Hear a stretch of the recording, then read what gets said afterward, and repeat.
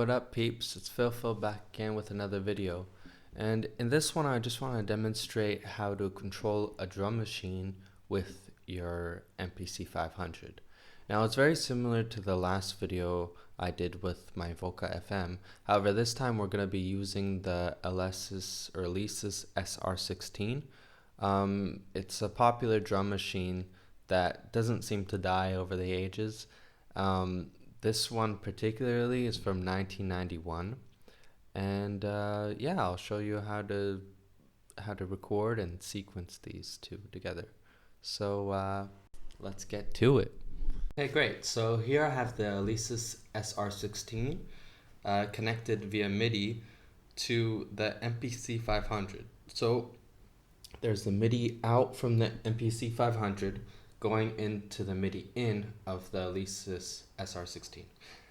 And for this demonstration, you have to go to MIDI setup, and on the SR-16, make sure that the drum in is on, that the MIDI channel is set to the same MIDI channel as your MPC 500, but also make sure that they're in the same key group.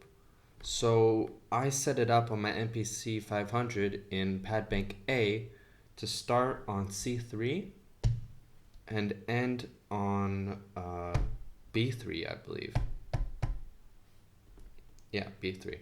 So from C3 to B3, I have the 12 drum hits set up. And it works perfectly because this drum machine only has 12 little pads compared to the standard 16 that we see nowadays. What I like to do is, when I'm setting up my MPC 500, is that in the first 6 pads I want to make the tracks MIDI tracks for the drums. So in that case, I go to my track, then Params, and for the first 6 tracks, so from A1 to A6, the program assign is going to be off, and the MIDI channel is all going to correspond to the same channel because we're on MIDI channel 1 in this case.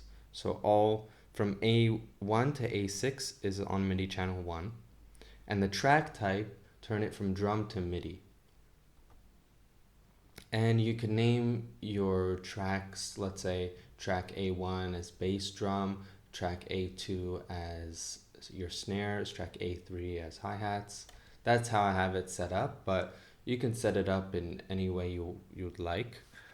And then if you go back to sequence, it's fine. So for the first 6 tracks, you'll be controlling the drum machine, and then from track 7 to 12, you can be loading up your samples on it. So why I have it in different tracks is so I can take advantage of the track mute.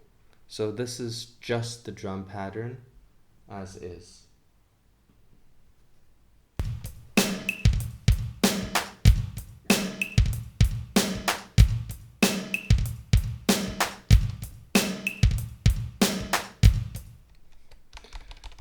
And I can record it, let's say, just the snare drums now.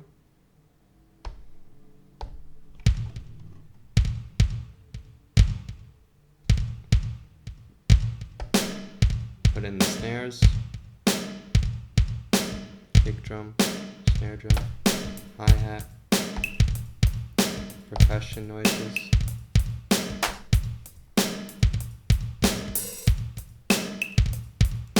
Now I have my sample. Let's just, because it triggers on the first bar, let's just go back.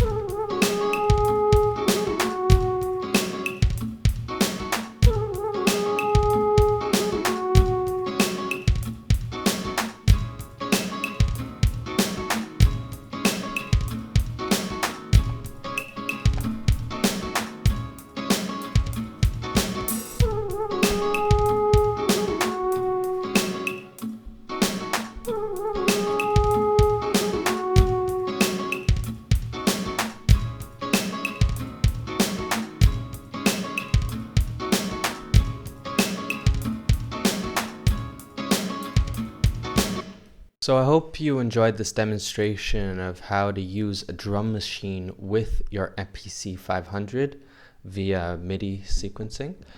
And let me know if you have any questions, or if I messed something up, please tell me in the comment section. I would greatly appreciate it. And if you can click on the like and subscribe button for more of these type of videos, I would greatly appreciate it. So yeah, go do that. And with that being said, peace.